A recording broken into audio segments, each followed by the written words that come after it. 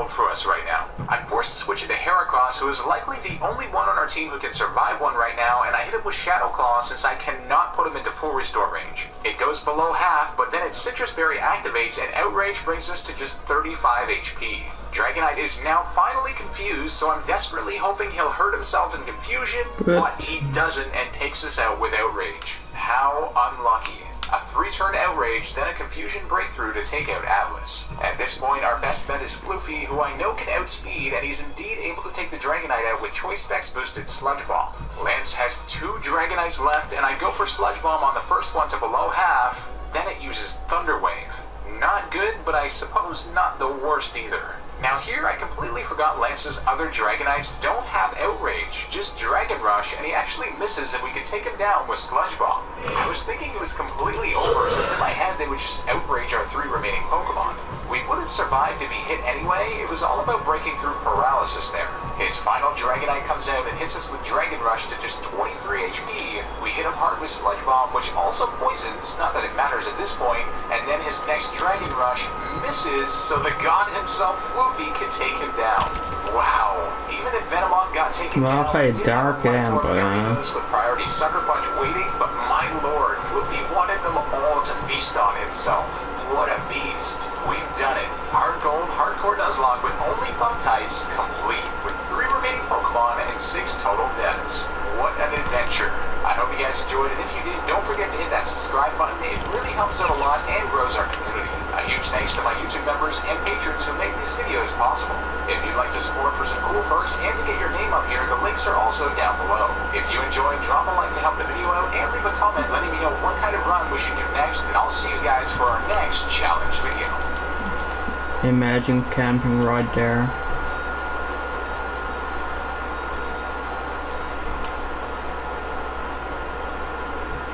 My level is 120 visits a week. 1 million combat. My level 250 Gwyneth. 5 million. Combat ratings. My level is 380 Flora and up to 50 million!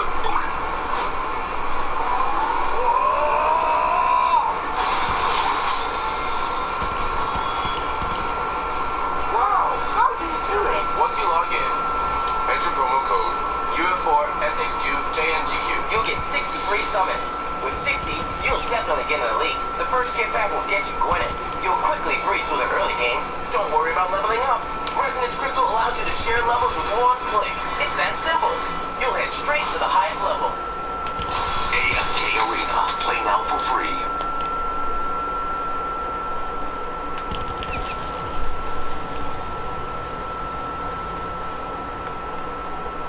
Okay, this is big. Range challenges make me a champion, and everyone can get it.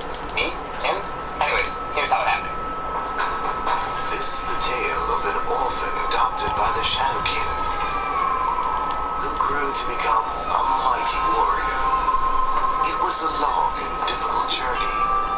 He suffered greatly by the hands of his master.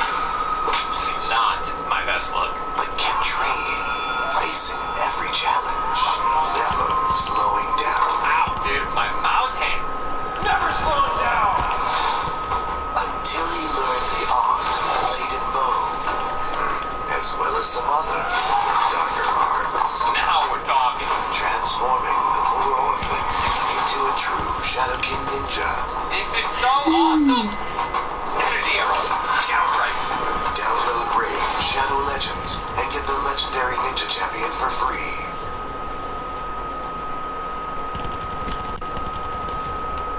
Die hoorde dood te zijn, bro.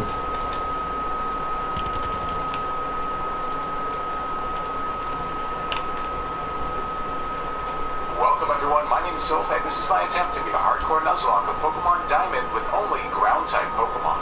The full rule set for this run is listed down below, but put simply, only the first ground-type encounter in each route or area can be caught. If a Pokemon faints, it must be permanently boxed. No items except held items in battle. Party Pokemon levels are limited to the next gym leader or Elite Force Ace. And finally, the battle mode must be put on set at all times. The ground-type is a really cool one in Diamond, with all the Pokemon appearing on screen available in the games. In terms of limitations, since our rules state that we can't connect with other games, we won't be able to get trade evolution, so Golem won't be obtainable, meaning Graveler is the best that we can do there. Steelix is also a trade evolution, however it can be found in the wild as a Steelix, so we'll leave that up there.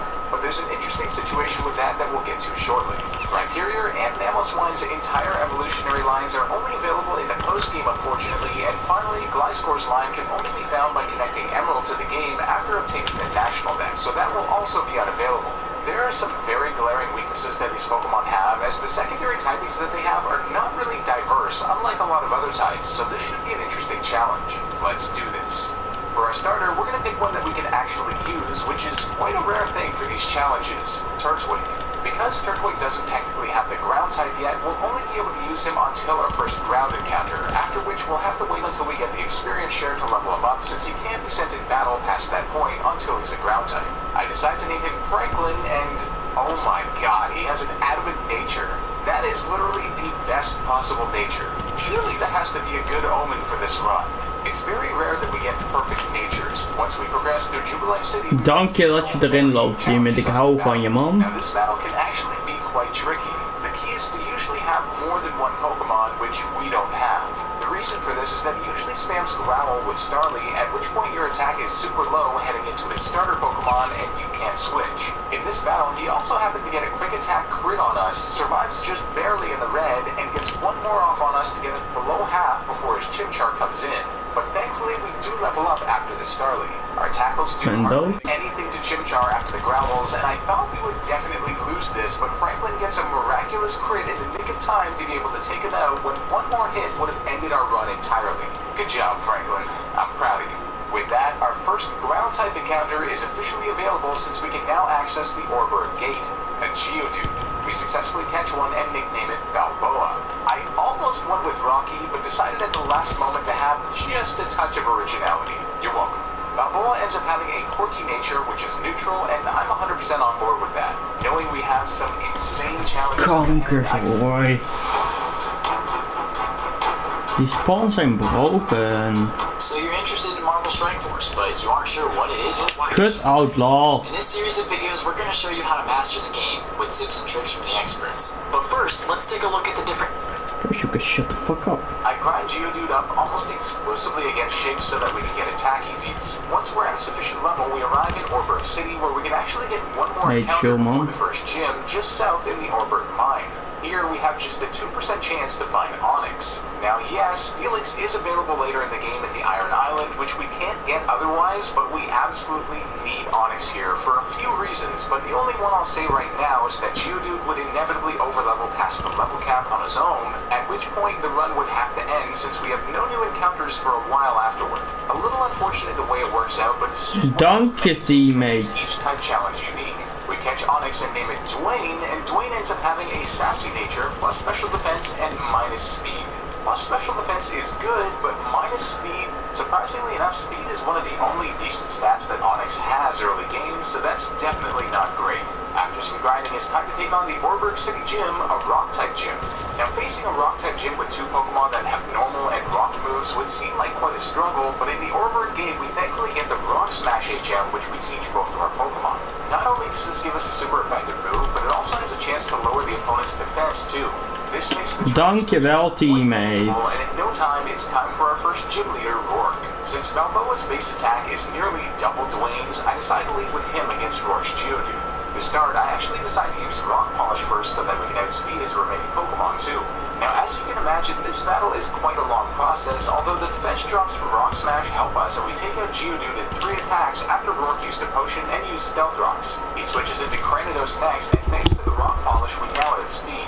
Now, his Cranidos is the only Pokemon that has an attack that we don't resist, Pursuit, which does a decent amount of damage on us, but the defense drop from Rock Smash makes him a 2-hit KO. Upon level up, Balboa learns Magnitude too.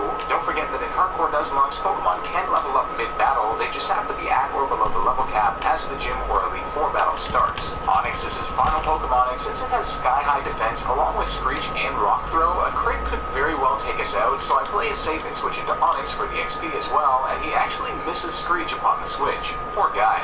With both Pokemon having low attack and 180 base defense, this is a crazy, long Rock Snake battle. Alright, that sounds terrible. But Rock Smash, of course, puts us on top in the end. Without Rock Smash, this battle could have been quite tricky, but we were blessed by the Nuzlocke gods on this one. First match down, Die hoorde dood te zijn. I am terrified of what's to come. The journey to Floroma goes safely, and we make it to the Team Galactic Runs in the meadow, who are accosting a poor old honey man. One of them says, "Hey, this kid is a witness, what do we do?" And they're worried I won't stay quiet. I don't think battling our Pokemon is gonna help. Honestly, I think the simple solution is just to murder me, guys. Team Galactic's Pokemon are quite easily countered by rock and ground types, so we make it to Commander Mars with little issue. Now, normally this battle is insane for almost all types, since our Zubat can learn Toxic, but Onix actually outspeeds it, and we can take it out with 2 super effective rock throws. Ferocity is also ridiculously powerful and has Fake Out and an Oran Berry, but the most it can do to us here is Paint Attack, which isn't static. Waarom schiet deze teammate Super dood? effective Rock Smash, with Dwayne only being brought to about a third. In the route leading towards Eterna Forest, we begin to see where our team breaks down though, as we have incredibly close encounters with Pokemon like Nymphum and Buddy, who both have 4 times effective moves on us. We barely Rap. the forest and Papa. Cheryl, Skiddy me pa. which I thought would be fine. Papa. His power and both of their hit Skiddy me power papa. types were super effective against Balboa, and he almost died. Holy shit. We make it to Eterna City safely though, and upon reaching the name raider, I actually decide to rename Dwayne and have him be called Johnson instead. Since Balboa is named after Rocky's last name, I figured Onix should be named after Dwayne Johnson's last name. That's all. That's the only reason. The Dwayne Johnson. It's time for what I'm fearing the most. The Eterna City Gym, a grass-type gym, a type that is 4 times effective against both of our Pokemon. Initially, when I was theory crafting for this run, I was like, well, hey, at least this Sturdy ability will help us to survive any moves that would otherwise kill us in one hit. But then I remembered that in Gen 4, Sturdy only works on actual one-hit KO moves like Fisher and whatnot. I almost just canceled my plans to attempt this run at all just on that bit. I can't express how lucky we got against the trainers, who I wasn't even sure we could make it through, and who you'd have to battle to get to Gardenia. Johnson having high speed honestly saved us, and I basically just had to hope that their Pokemon didn't use a grass attacking move. Thankfully, a lot of them have setup moves like Leech Seed instead, so we can hit them once and then outspeed them on the second turn, which usually does the job. A single grass attacking move and we would lose a Pokemon. That's what it came down to here, aside from just 20 power absorbed from Badu. We got to the level cap where Balboa learns Rollout at level 22, and it's time for what I've been dreading all along, Gardenia. She starts the battle with a Cherubi, and I decide to lead with Johnson. Not only are we dealing with 4 times effective types here, but her Cherubi, Turtwig, and Roserade also happen to have Grass Knot, which increases power the heavier the opponent is. Great. After having to wipe to the start of the game a few times already, I've learned that Sandstorm is absolutely necessary for Balboa to survive a Grass Knot, since it increases the special defense of rock types, and he's much lighter than Onix, so I'm forced to set up that right away. Then she goes for Grass Knot on her very first turn, and one-hit KOs Johnson immediately. Her AI seems to be somewhat random in its approach, sometimes opting for Leech Seed, Safeguard, or... Wil jij de beste inlegbonus, de meeste gratis spins en de snelste betaling? Skibidi papa. In de Karabakaka is Kibita parata. Ata ututu. Uskabatata. Irama soto. Utoruto. E or hatoto. Kapit kiskambe. Ikandos inkambe. Mi amor. Mi mercada corre de menala sapo. No. Chikaras survives after poison and sandstorm damage though, and now I know we're in KO range, but I figure she'll use a hyper potion, which she does, and Yogi hits himself with confusion down to just 23 HP. Now that she has higher health, I figure she'll probably try to go for the Wood Hammer since she can now survive the recoil, so I make the incredibly risky decision to switch it to Gambite, and she does, and we survive on just 37 HP. She gets a ton of recoil from the hit combined with Toxic and Sandstorm, so we can outspeed and take it down with Flamethrower.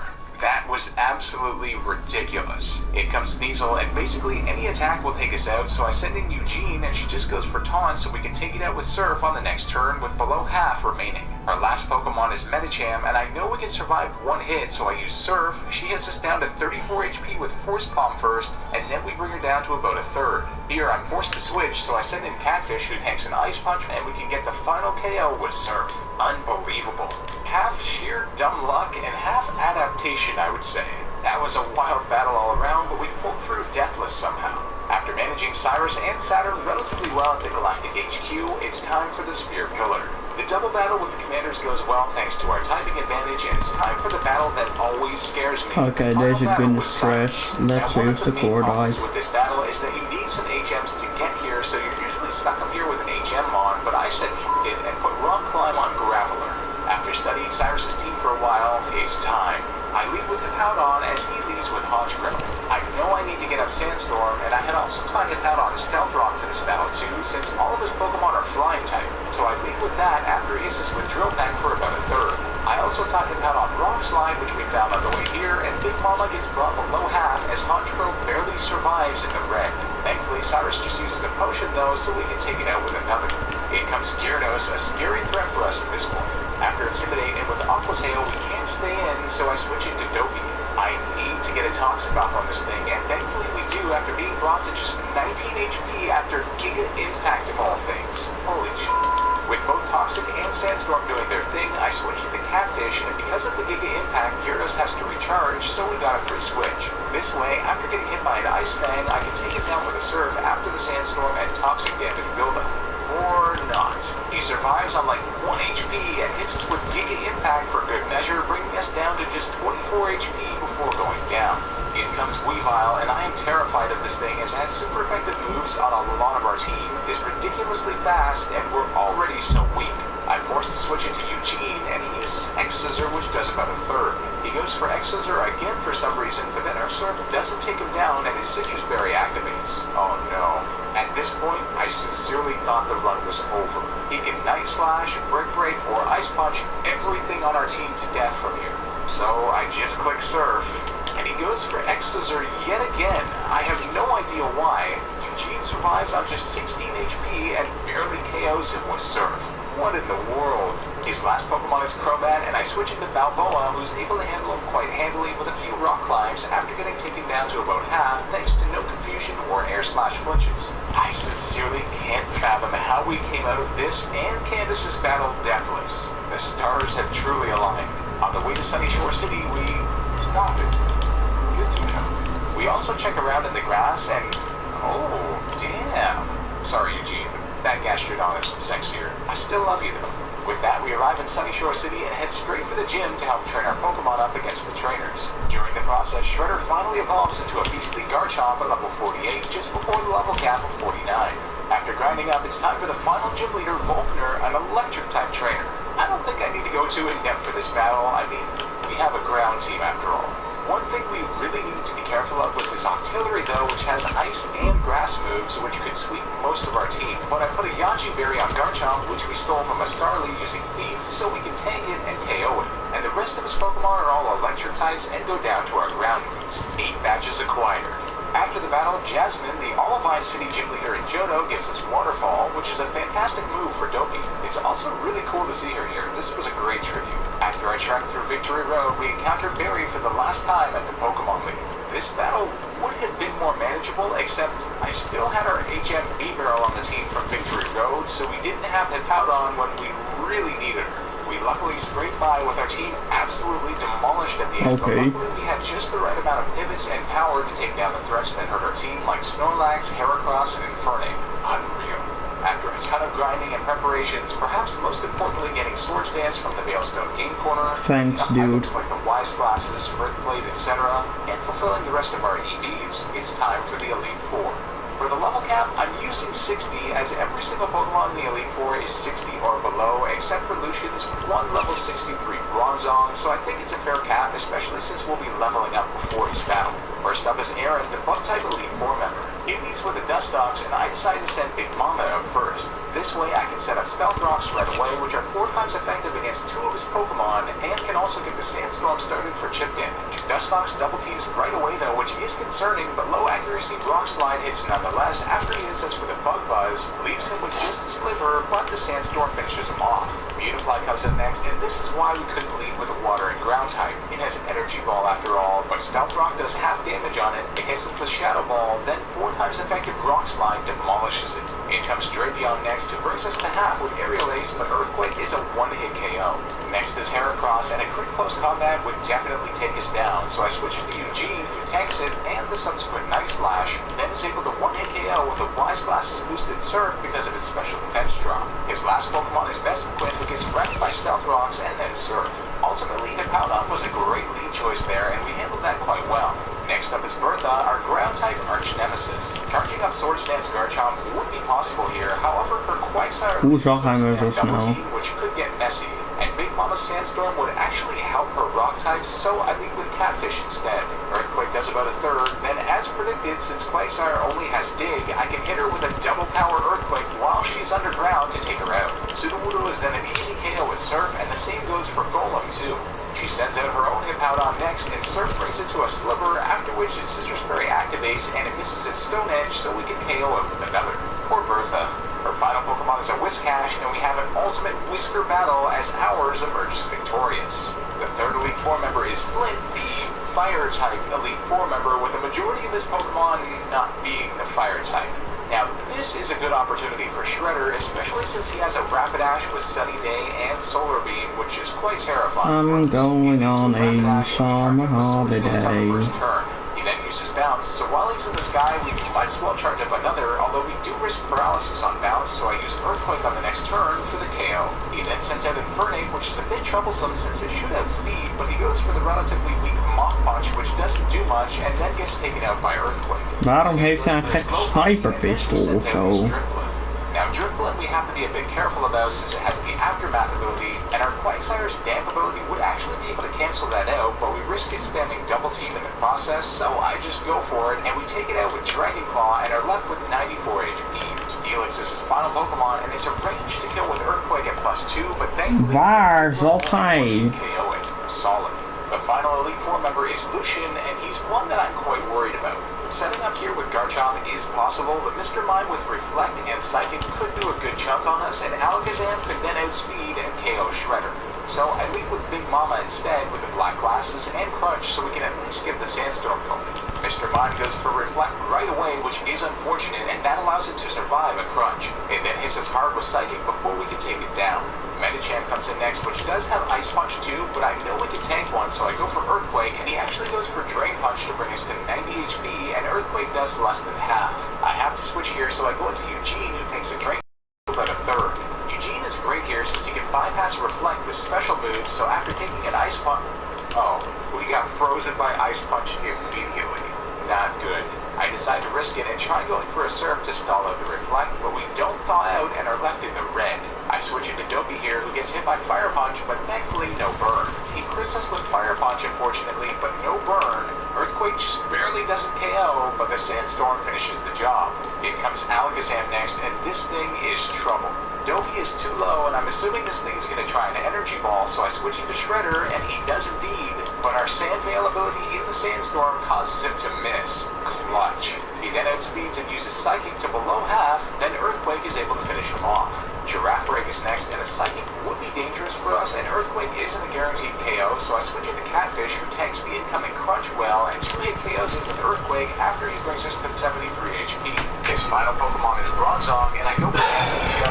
He'll use Psychic, but he goes for Gyro Ball instead. We hit him with Surf for a bit less than half, and another Gyro Ball brings us to 37 HP. Here, since we outspeed, I decide to use Rest to heal us, but we fail to wake up over the next few turns and are brought too low, so I'm forced to switch. I go into Dopey, who's a very slow Pokemon, so Gyro Ball doesn't do much on us, after which a few waterfalls bring him low, but his Citrus Berry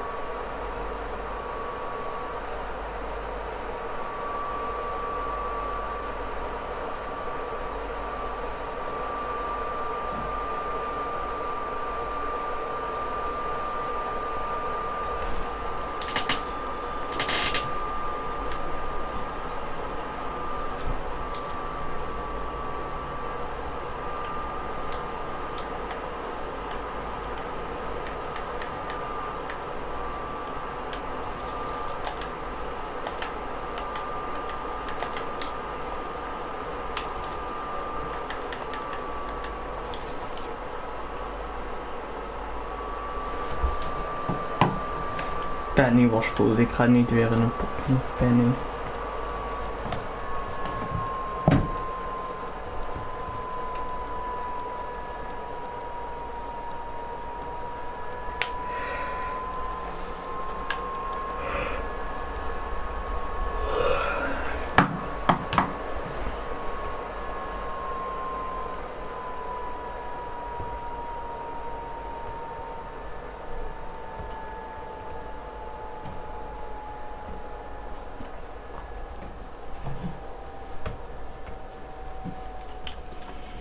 I am live to my live stream.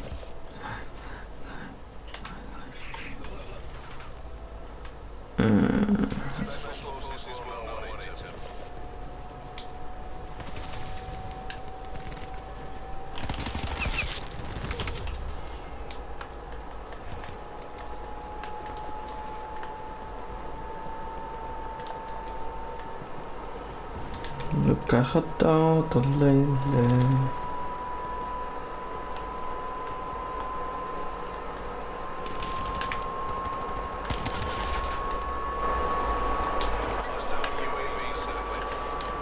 Hallo persoon die aan het kijken is.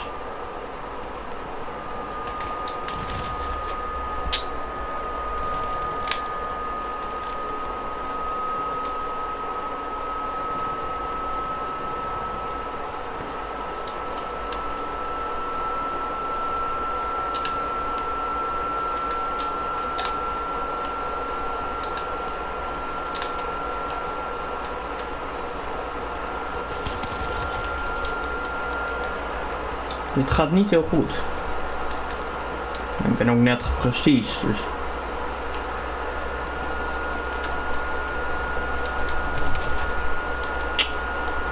Goddomme.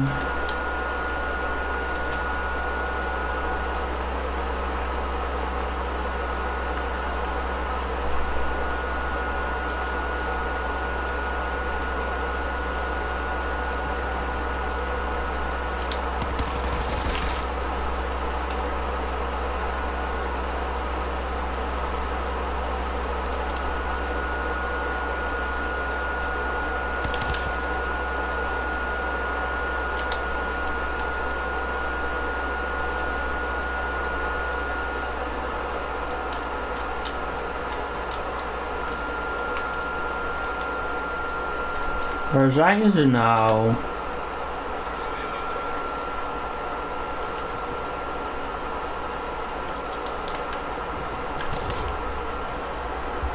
Maar iedereen zit gewoon ingezoomd op hoekjes te kijken. Wat is daar leuk aan?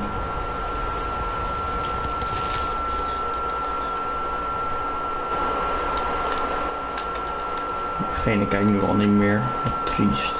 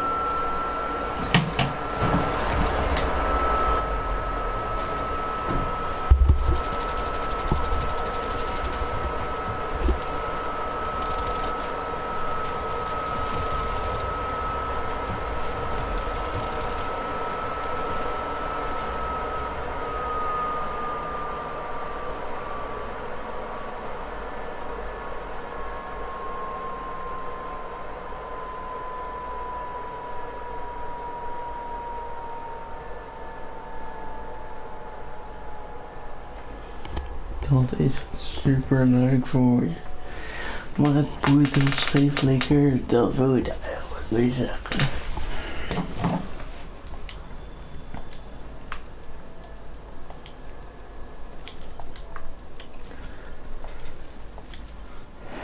Een suppressor. Nee, daar heb ik minder range op.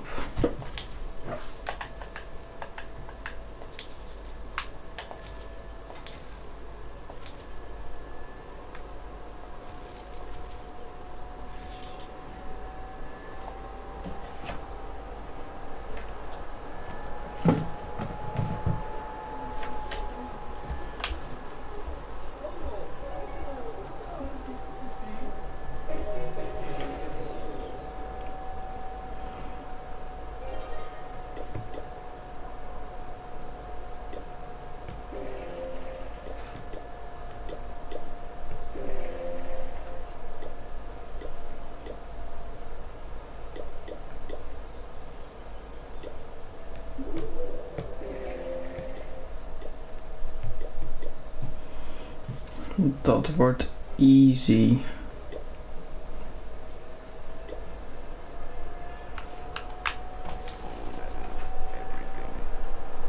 Full metal, everything. Waarom kom ik alleen maar TL9's tegen? Goed zo.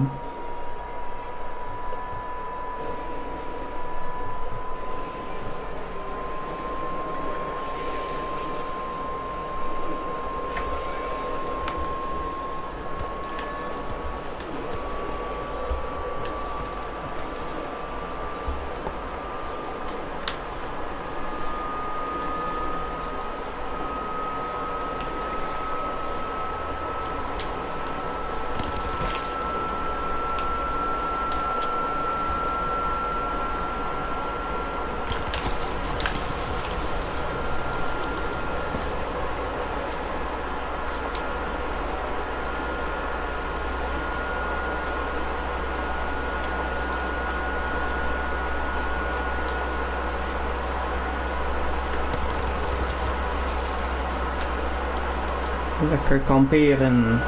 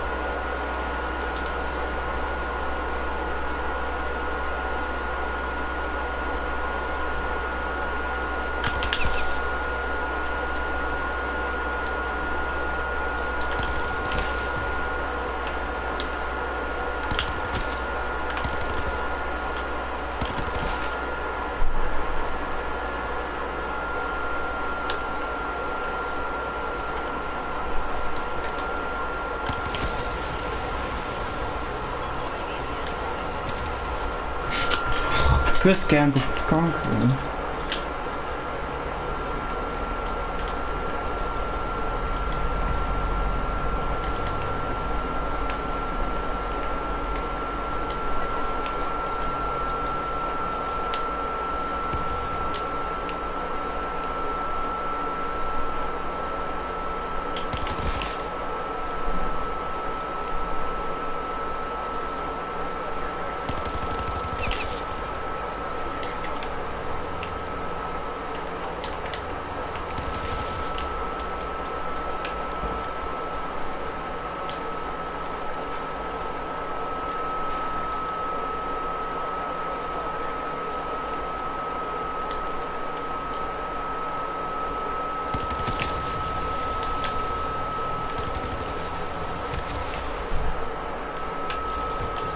Kut drone squad.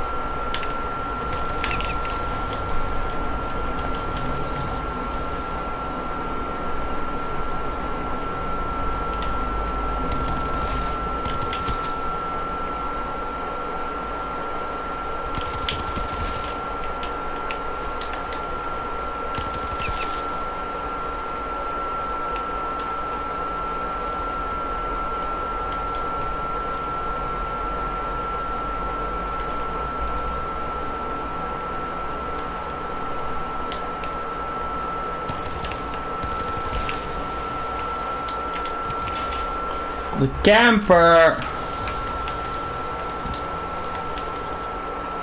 Zo haal ik nooit mijn fucking merciless. Thanks teammate. Waar de fuck ben je, maat?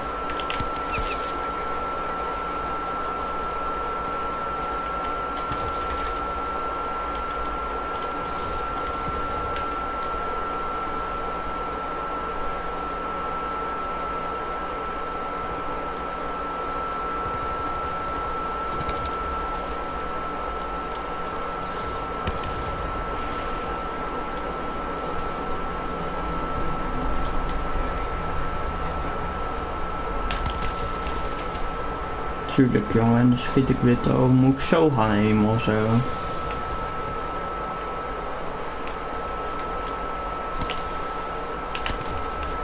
Die was raak.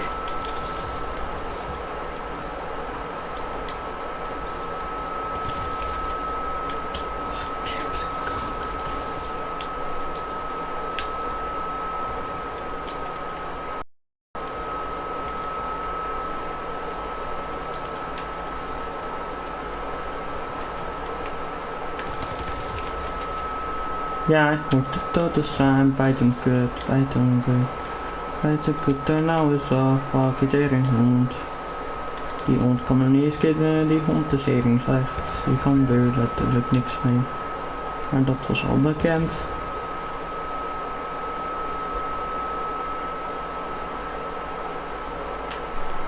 Jeez.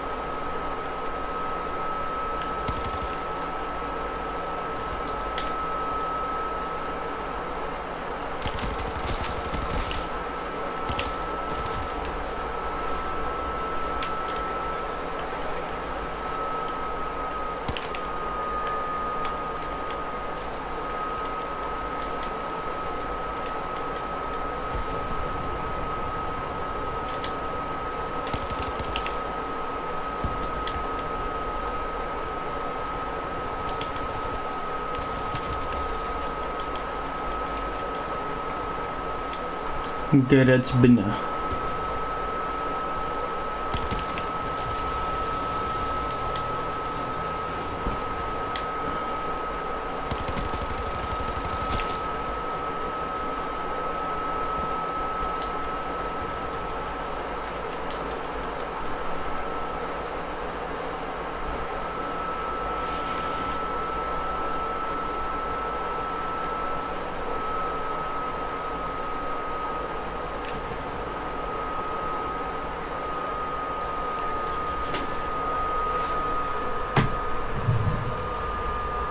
Als ik hier beulde en het potje niet klaar was, hè. Zo was ik zo binnen. Hoe schil kan je zijn? Niet deze persoon, maar ik wil niet kon kennen, natuurlijk. Ik ga maar core doen, want dan kan ik misschien kills maken met Sparrow.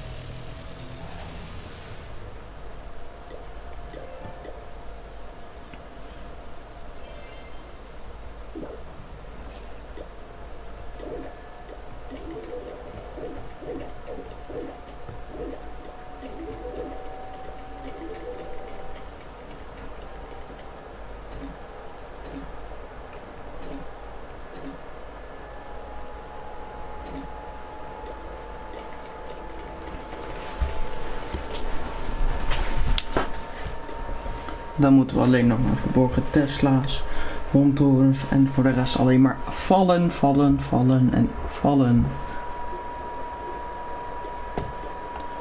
Laten we kijken hoe ze eruit zien met zijn base. Hij heeft echt lage level 2. Sheesh. Level 2 tovenaarstorens. En level 3. 8, 8, 9, 9, 9.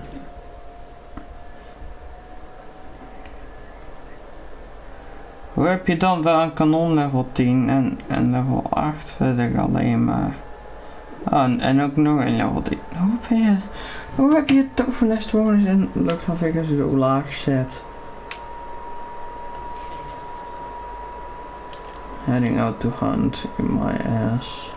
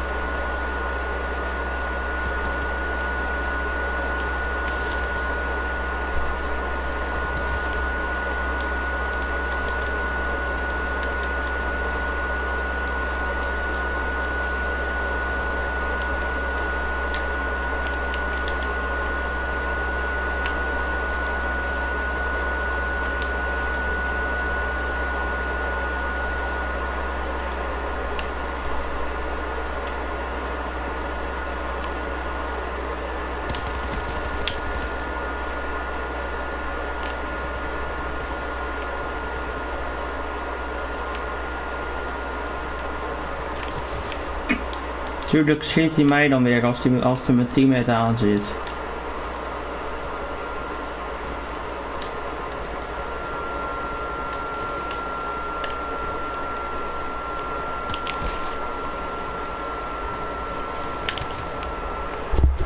Ja man.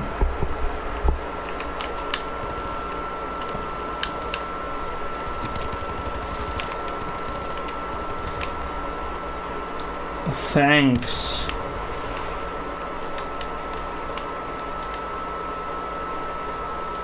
Dat telt gelukkig niet als death.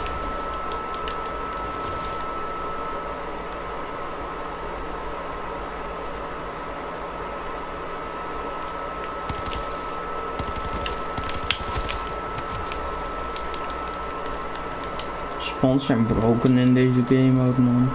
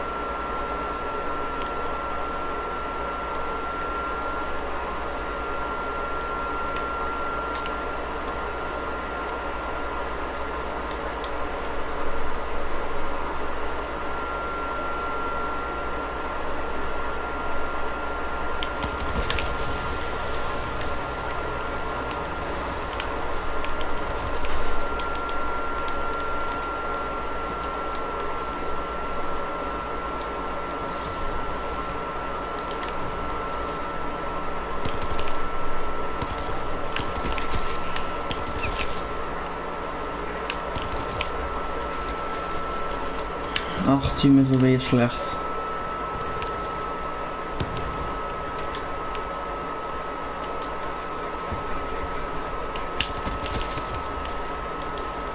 Hij is in de water, you son of a bitch.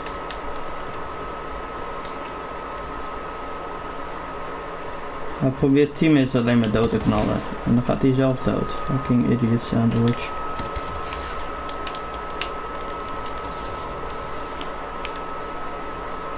Schiet hem dan.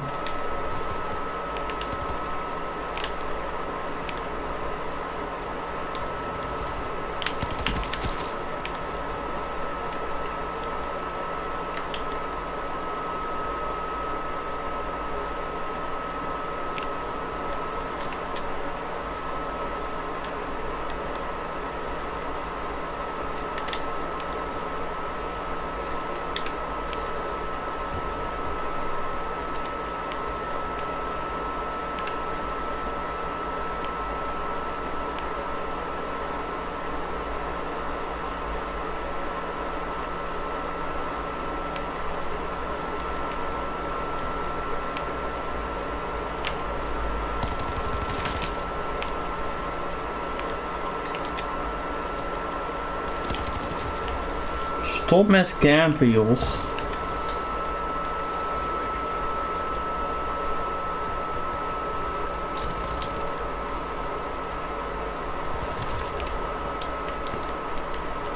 Die gast zit waarschijnlijk op de streak en gaat daarom achterin de map campen.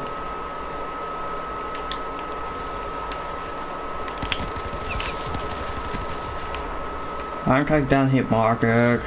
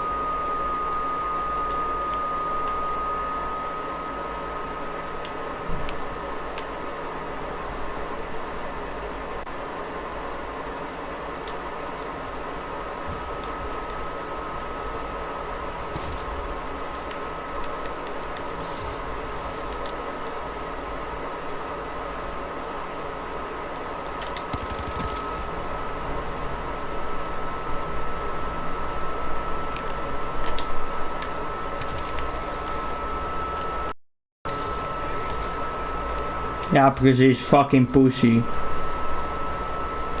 Als ik daar geen hitmarker kreeg, hè.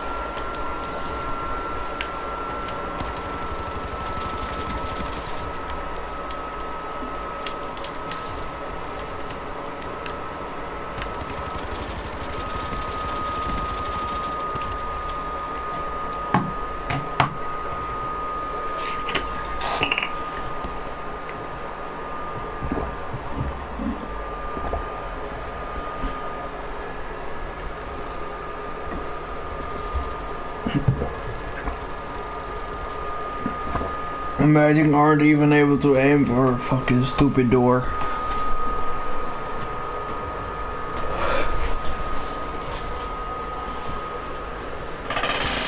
En toen wilde ik ook nog eens gekilld door hem, omdat hij in dat hoekje zat te campen.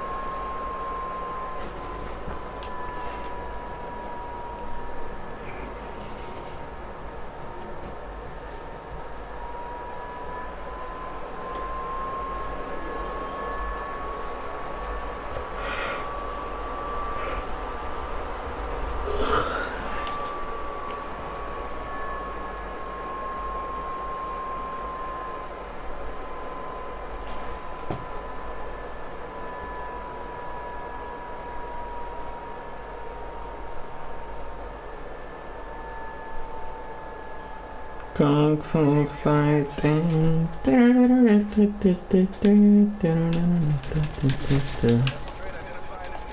Ah, dit potje ga ik dus al niks halen. Ja hoor, tuurlijk kan je meedoen.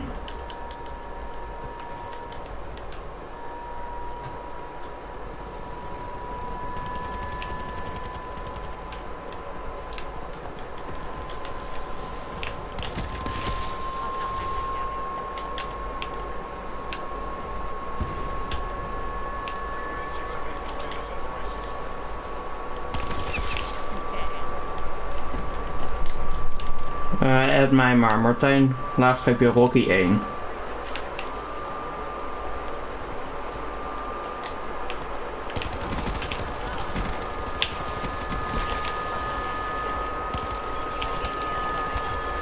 Als ik nou niet moest reloaden, hè.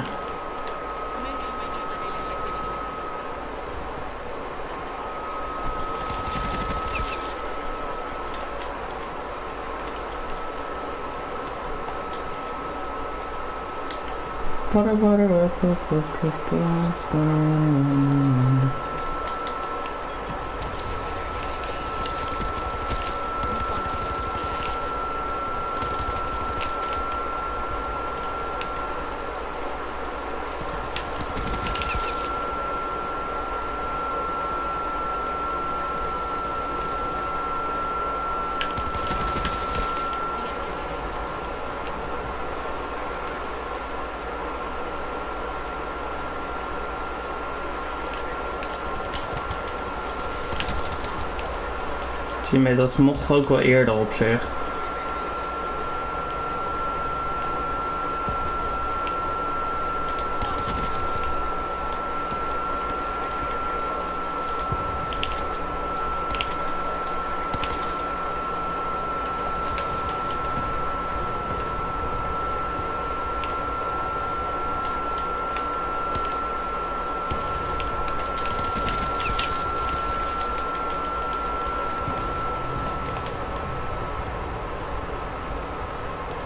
Ik add je na dit potje wel.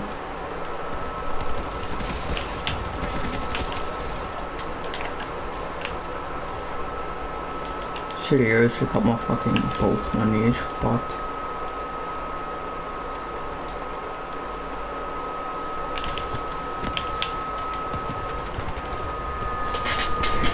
Waarom scoot ik zo hoog, anders had ik hem 2 KD. Niet per se blij mee of zo. Maar toen reageerde ik te laat en was je al weg. Dus dat is jammer.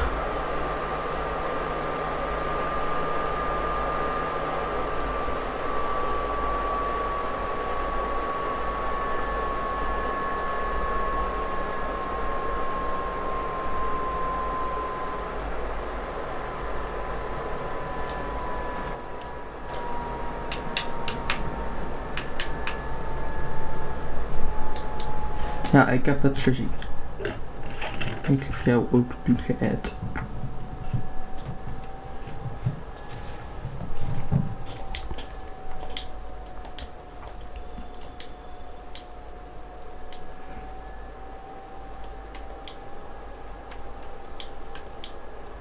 We zijn bijna hetzelfde level.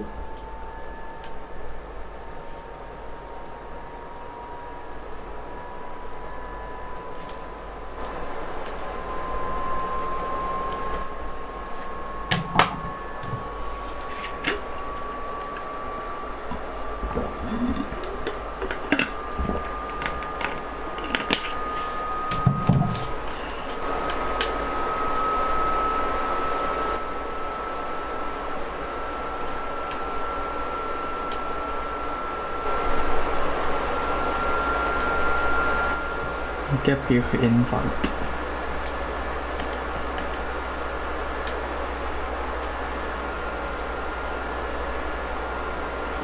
Tijdens jij die 47. TDM? Dat is wel zo goed.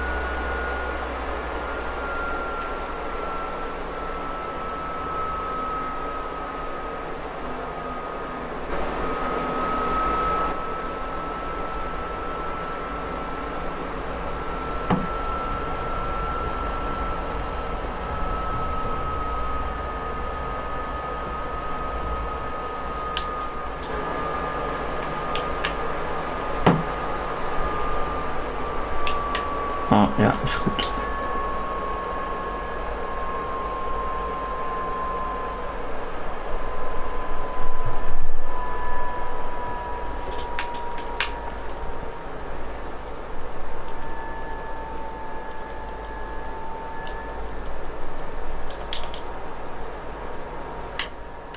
Dan gaan wij met Outrider, want ik moet nog double kills. Ik moet zo nog echt mijn classes weer maken. We gaan wel met de KN. Ik heb je een party invite gestuurd.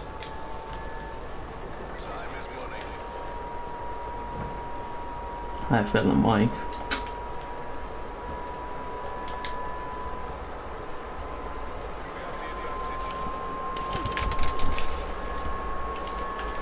Die zag ik een beetje laat.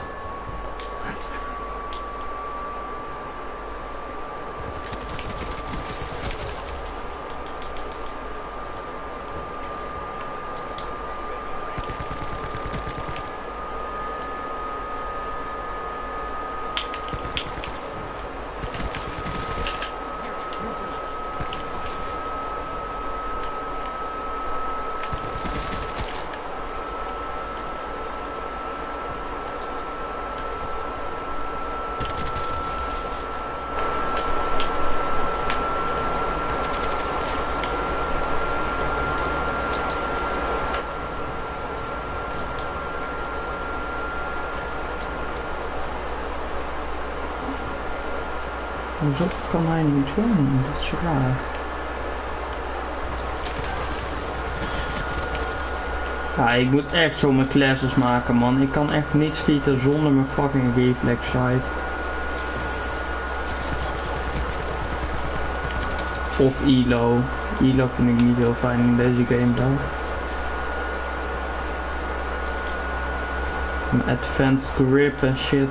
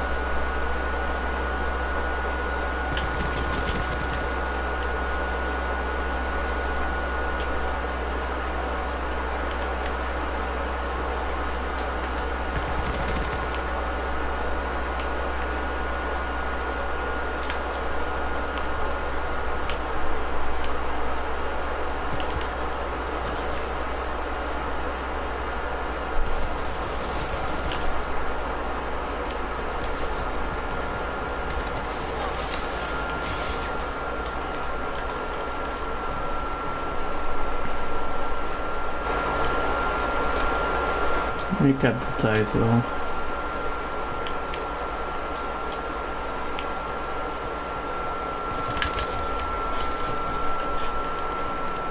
Met je kut, peacekeeper.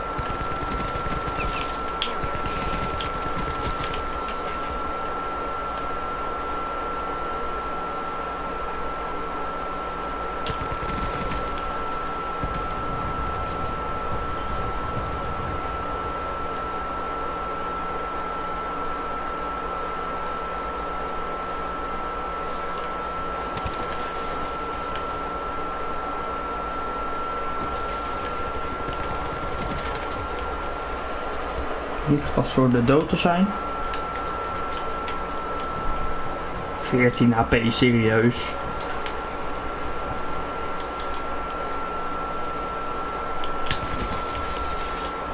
Ja man, goede spans. Maar kill me maar. Lekker de spankills.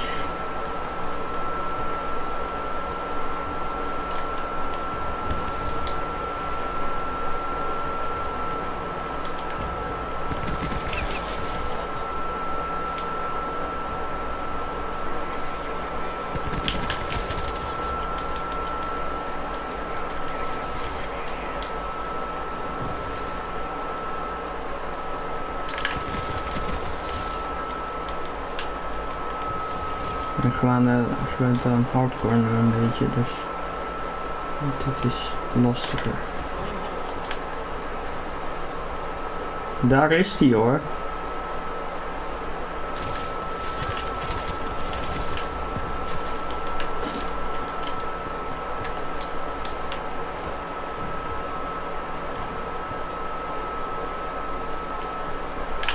Oh.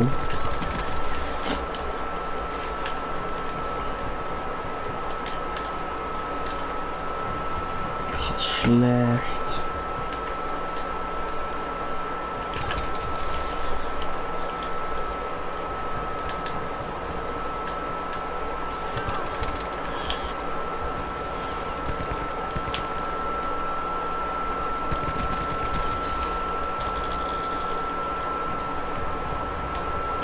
Had hij zichzelf nog gemaild of zo?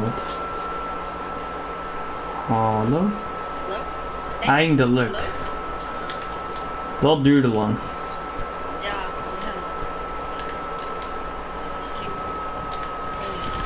Ja, deze PlayStation nog weer. Kan gebeuren. Ja, ik zag ook dat je level Prestige 2 was. Ben je nog maar vandaag Prestige 2? Ja, echt letterlijk half uurtje geleden. Ja, ik ook. Wel toevallig. Ja, echt hè? En jij hebt ook bijna 50 boxen en ik had er net ook 50 boxen. Ik heb nooit iets gekocht.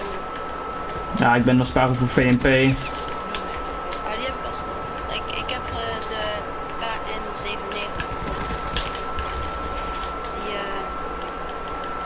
AN94. Ja, daar had ik heel veel geluk mee, want bij mij kwam die in de shop voor 2 reserveboxes. Nee, ben je serieus? Ja, echt. 2 reserveboxes maar. Ja, had ik echt geluk mee.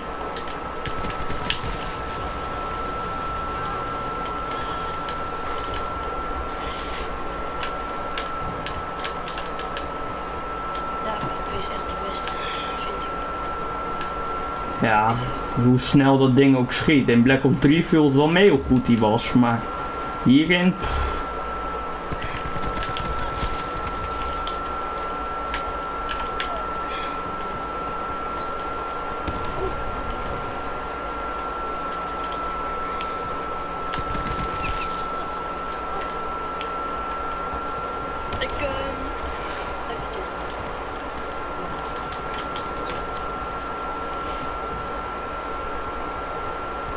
Oh, teammates, wat doen jullie?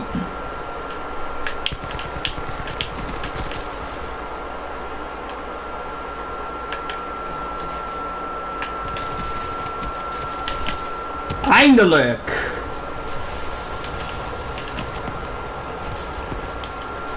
Ik heb hem hoor, nu heb ik weer 2 lootboxes erbij, reserve boxes erbij. Als het goed is heb ik dan de 50.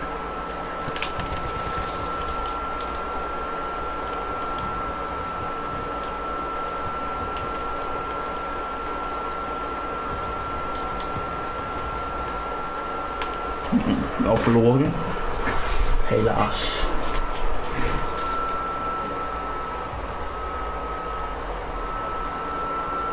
Teammaat gaat 7 om 23. Hoe slecht ben je dan? Oh, ik heb nog beste play ook. Nou, wat mooi.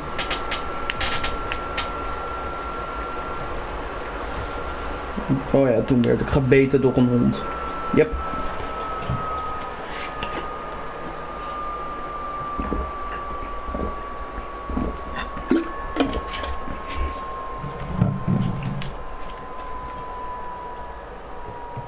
Wacht, ga even eens kijken. Wacht. Even praten en in een livestream gaan. Nee. En nu?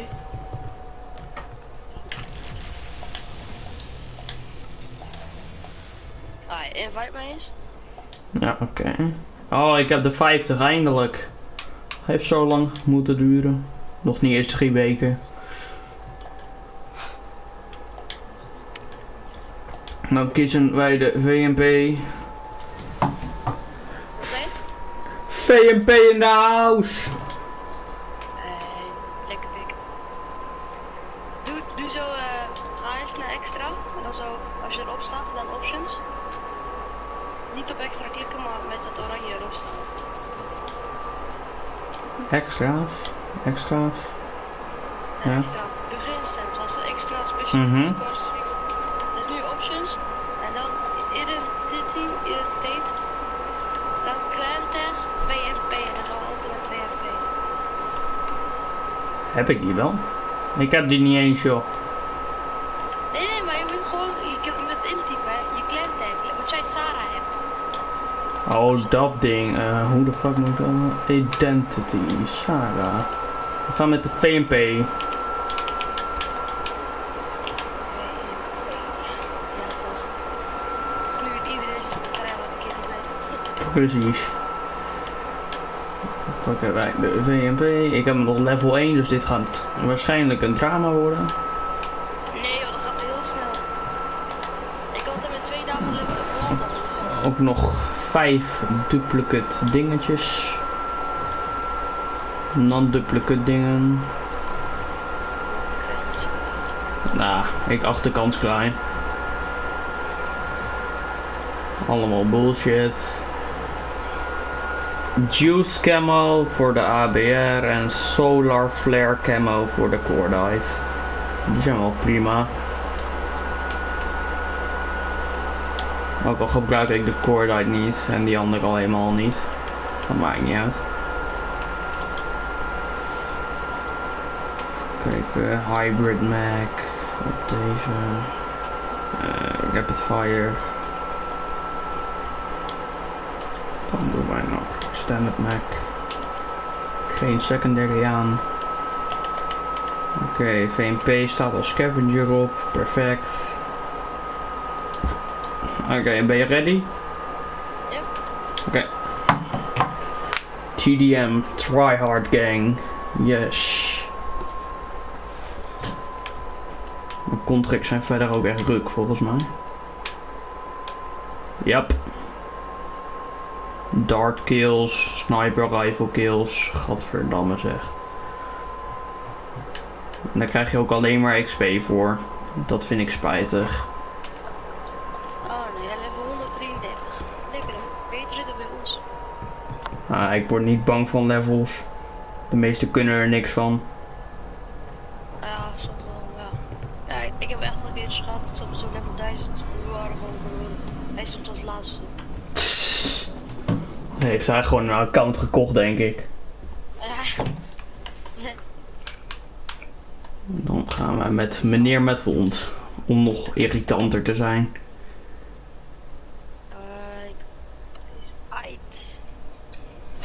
Lekkerder. Lekkerder. Oké. Die level 95 staat wel bij ons. Dat is wel leuk.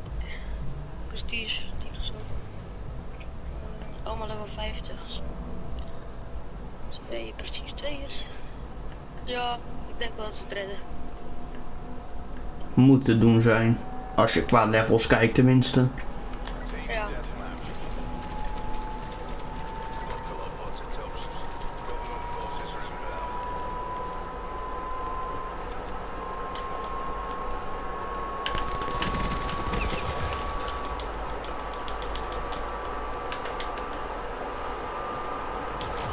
Oh, dit is echt niet goed. Ik wil het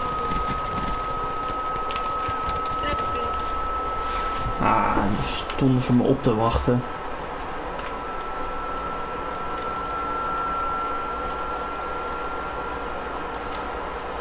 oh, bijna. Ik sta eerst.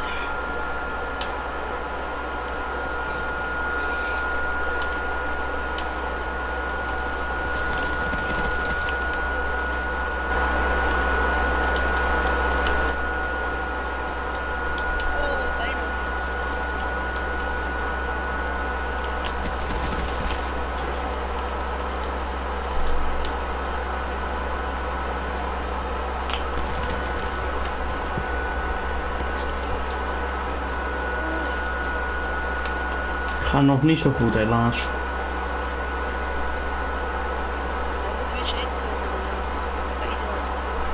Ja, klopt. Daarnet maakte ik 0 kills. Met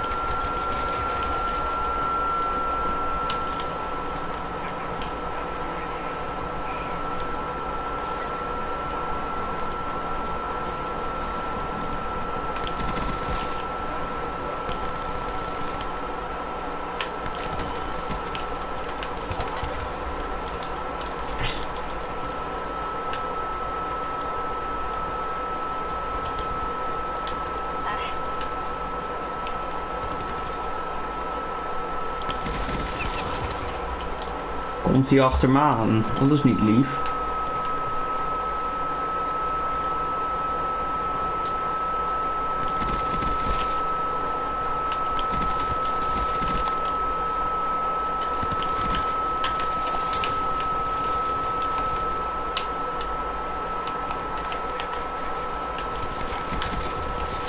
Dus er komen 2 man op me af.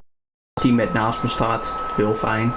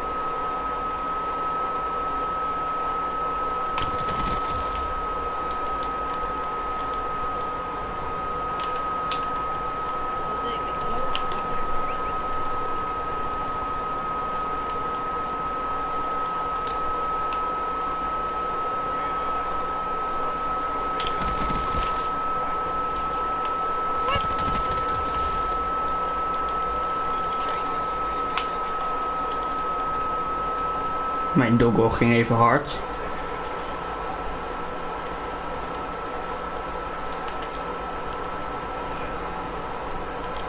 oh, dit.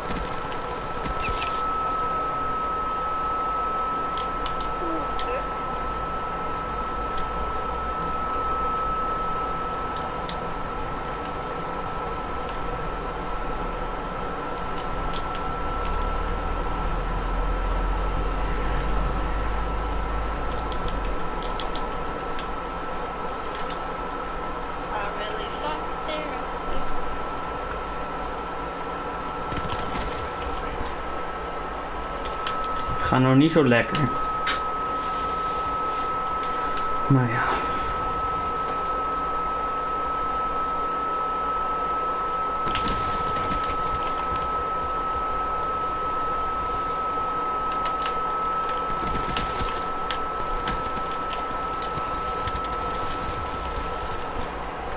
Teammates pushen ook niet mee, dat vind ik heel fijn.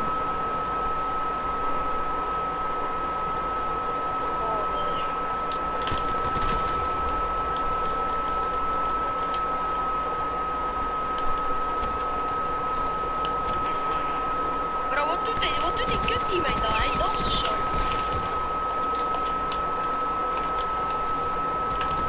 Oh, bij mij. Ah, daar stonden ze met z'n tweeën, hè.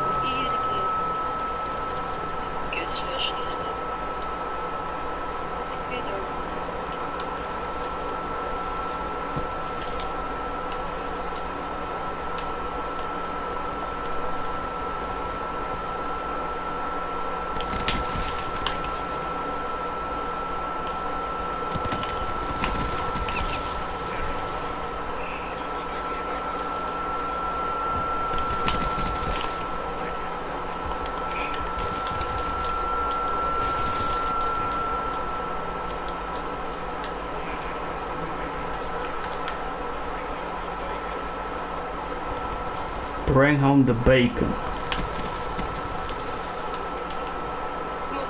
Wordt snel level 16 en dat zou we gelijk.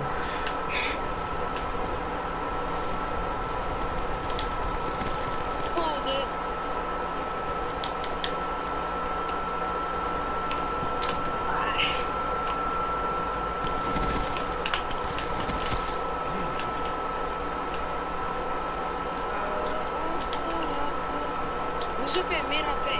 Oh, die schild.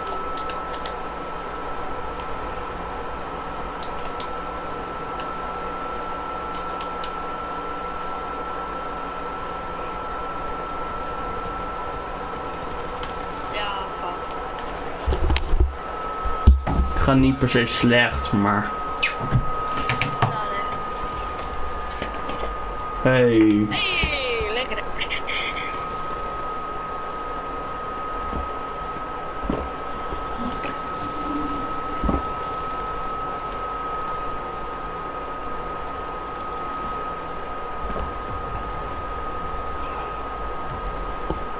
Lekker hoor. Zeker.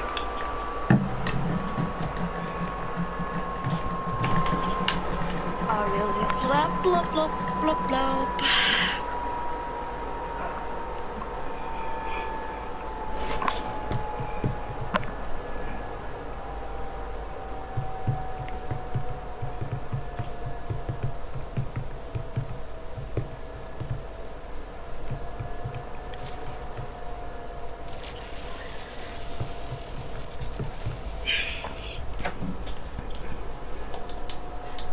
Moet je nog veel voor level 16? Ongeveer de helft. Dus nog best wel wat.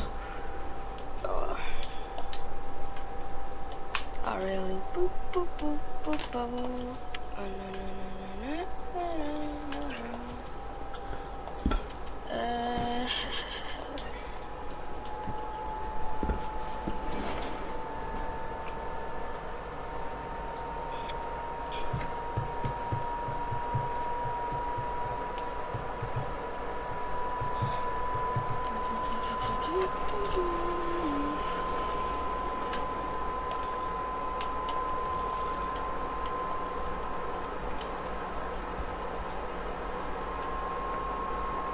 Ik denk dat ik nog level 30 word vandaag. Precies level 30.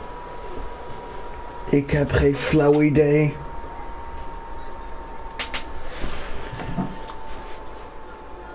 Zeg maar, je wordt heel snel level 30, maar vanaf die 30 wordt het echt wat lastig. Level. Dus ik speel heel vaak dingen. Hardcore team deathmatch. Dat is echt leuk, jongen.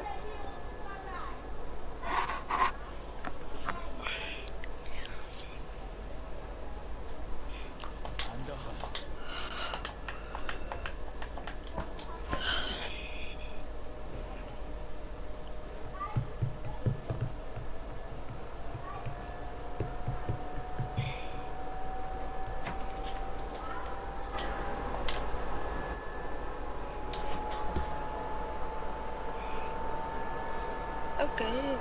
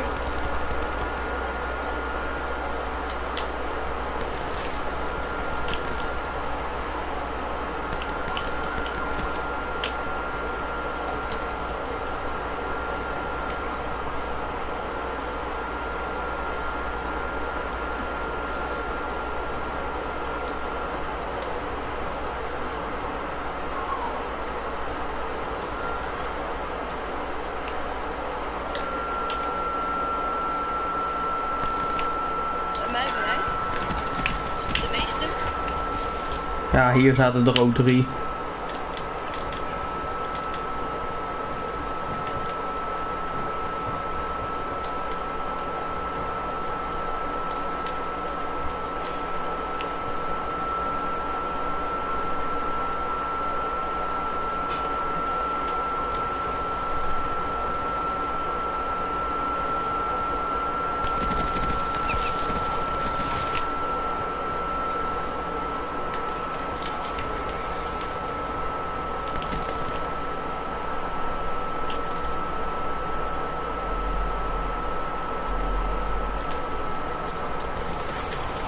Wat naast mij, dan ben je echt poesie.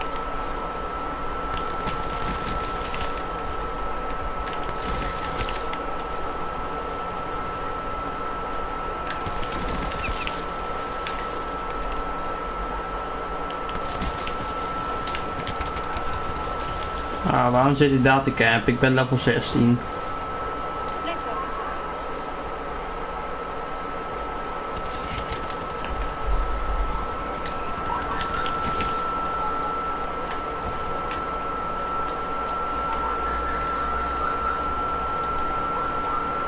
Speel jij elke dag? Maar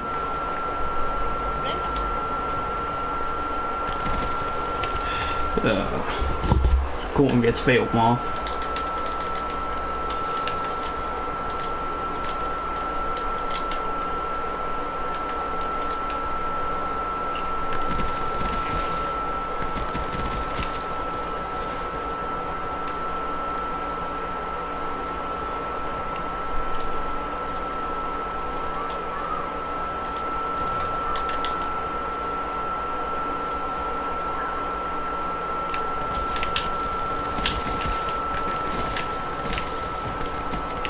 Hey, Lucy.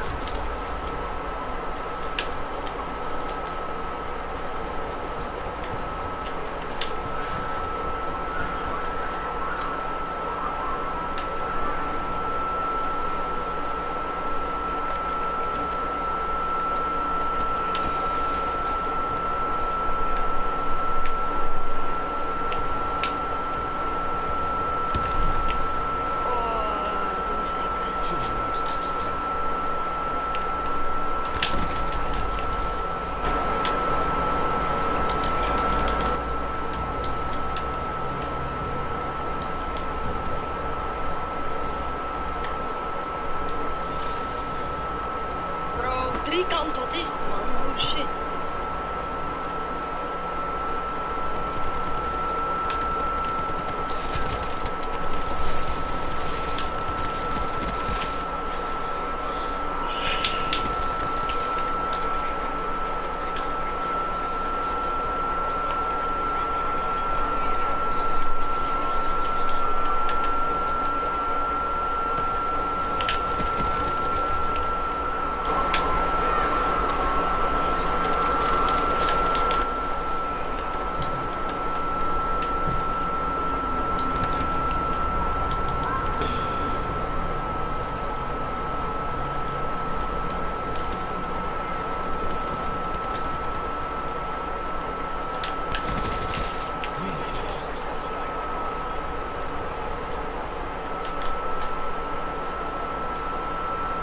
Rico van de VNP is wel raar.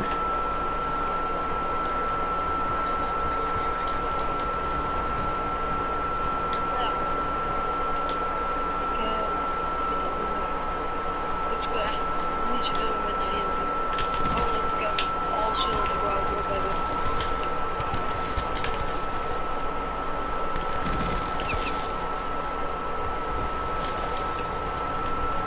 That one hurts my reputation.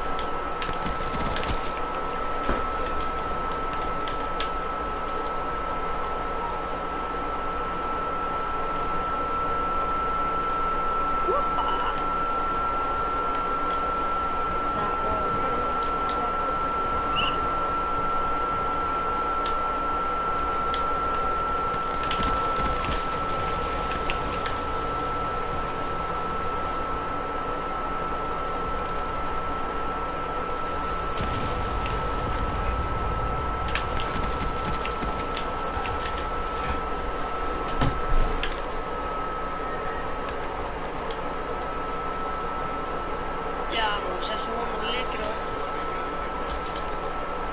Nog 2 kills.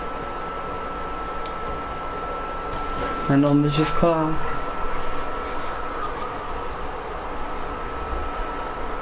Zeg prima potje. Waarom weer?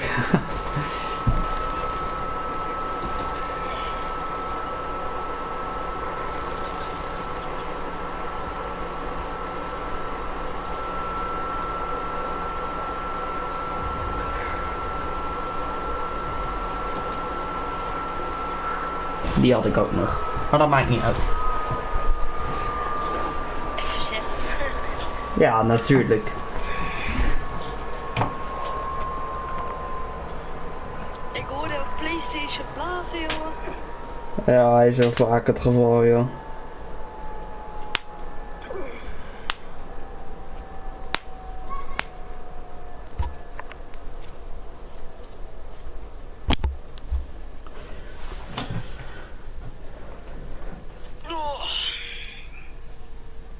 That one hurt my reputation.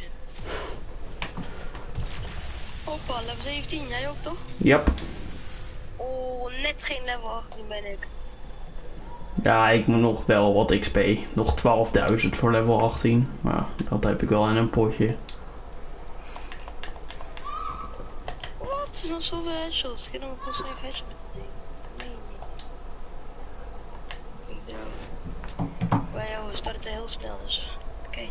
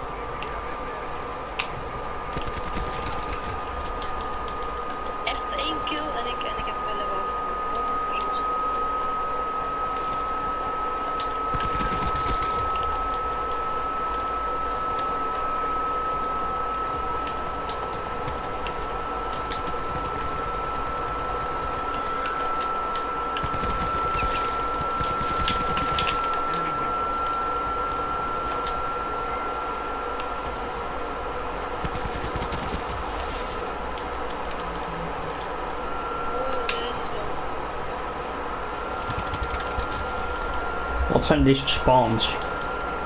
Ik spawnde letterlijk mid-map.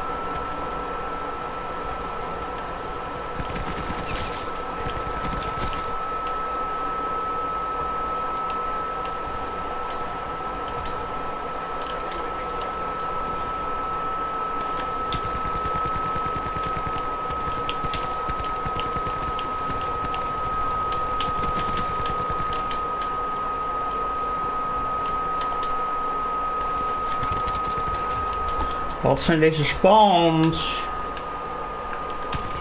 Ik span in een enemy.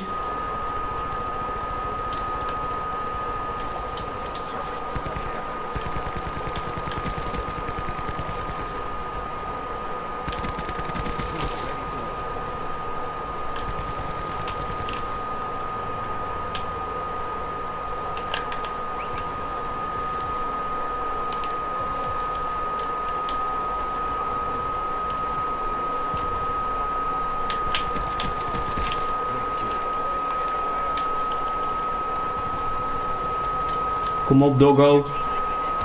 Helaas.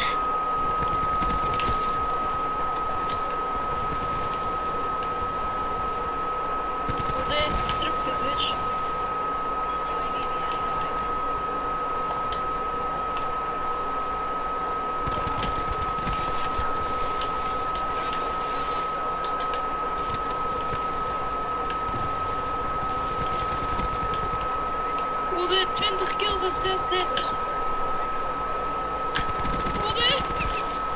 Bijna. Oh, joh, fucking goed. Mag nu niet doodgaan.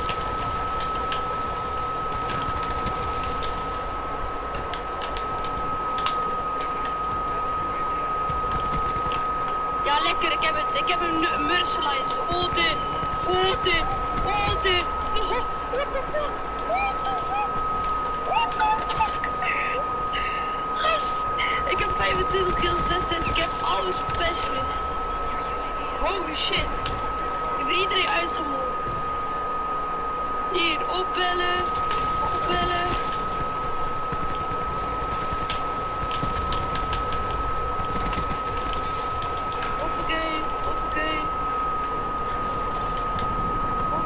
Nog eentje. 30 kills. Ik wil nooit zo goed spelen.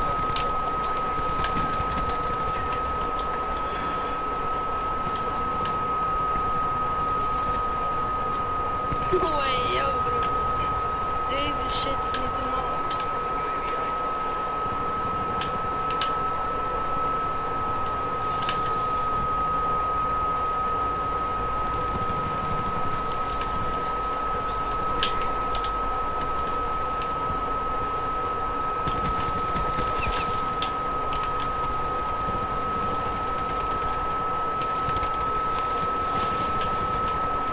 Gast, 40 kills en 90 deaths.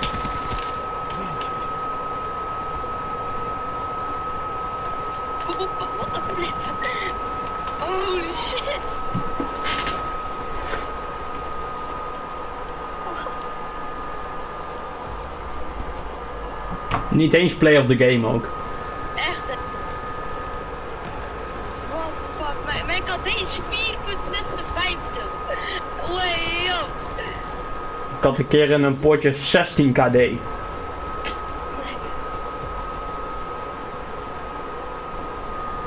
shit. Nou, dit potje ging niet heel goed of zo. 31 om 12. Eigenlijk erg goed. Echt lekker.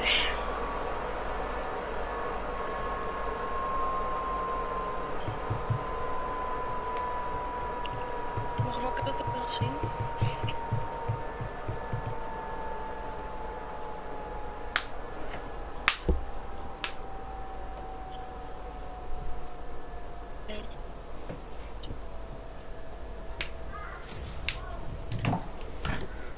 Level 18. Geen level 19, helaas.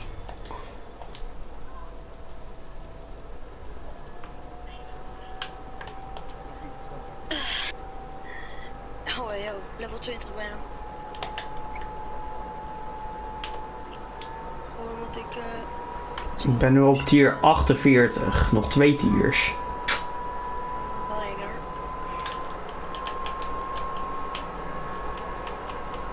En dan heb ik de weaponbreip. Guaranteed one new ranged black market weapon. Laten we dan hopen op de Peacekeeper.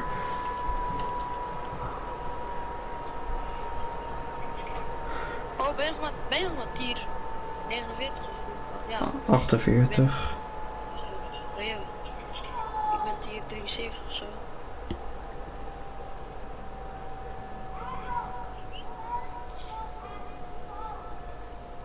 Is Peacekeeper je favoriet?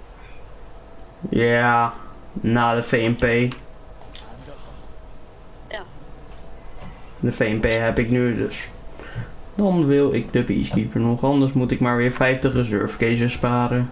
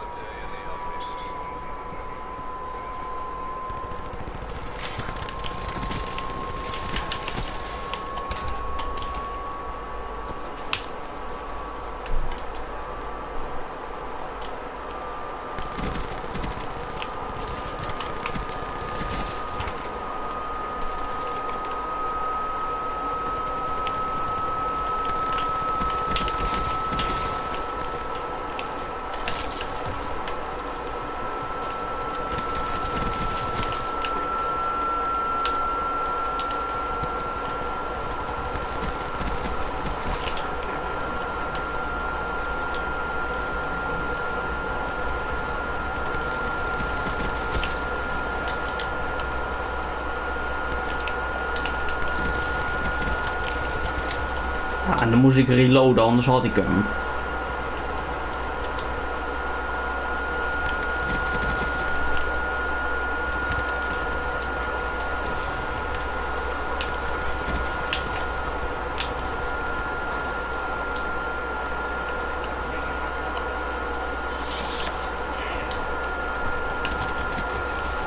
Jezus, kom en is 4 man op me af, kom op zeg.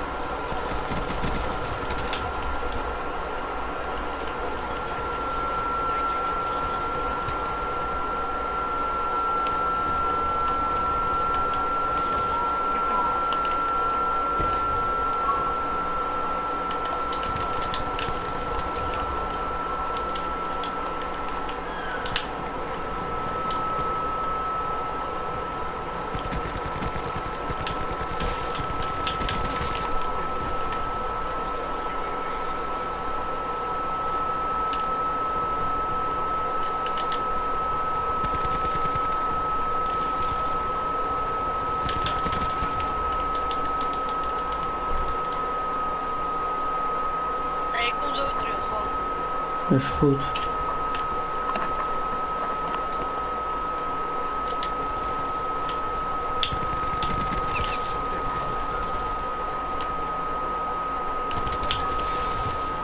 Jezus, dat ding is OP.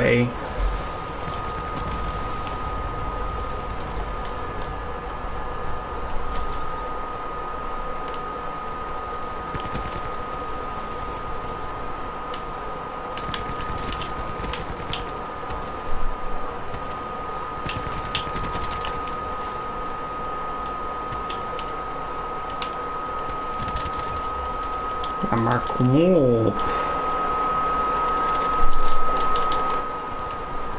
Hallo. Persoon in de chat. Hoe is het leven met jou? Hoe is het leven met jou? Hoe gaat het leven? Hoe gaat jouw leven? Ja.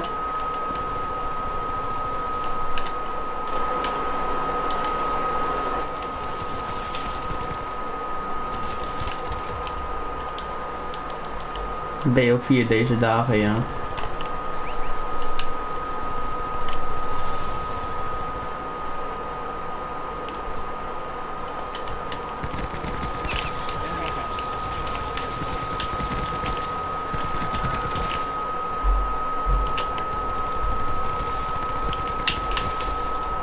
Kut snipersnest.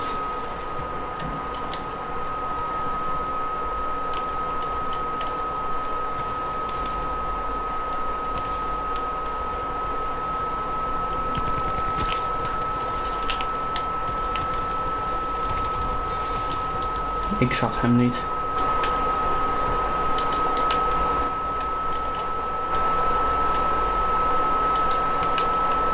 Zeker.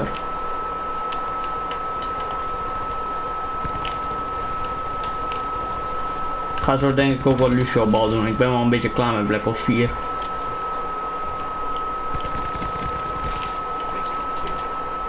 Had de laatste 3-4 potten wel verloren helaas.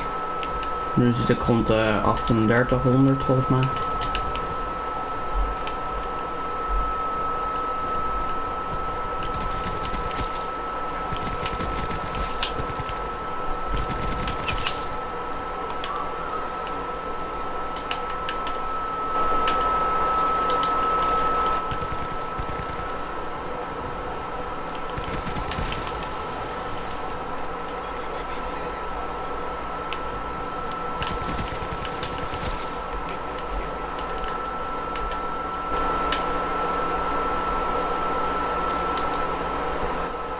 Lekker bezig.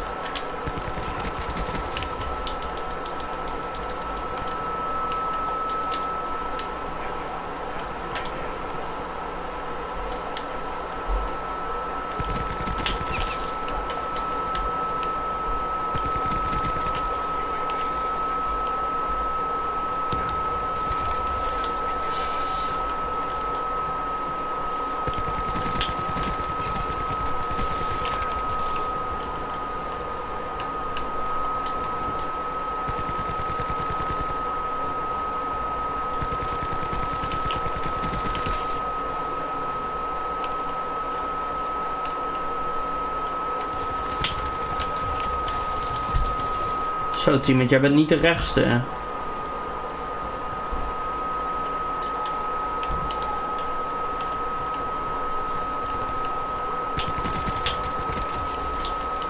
Ik had laatst de hele tijd top 500 grappies. Dus als teammates. Dus dat was ook wel gezellig. Nou, top 500 van vorig seizoen tenminste. Nu zijn ze ook inmiddels waarschijnlijk al zoiets. Maar ja, dan kan ik niet meer met hen spelen. Omdat ik dan te laag ben. Hond save mij even lekker. Mijn hond is neergeschoten. Nu ben ik verbeterd door een andere hond. Oké. Nou, ik kill even iemand. Dank je. Dan kan ik weer de Overwatch disk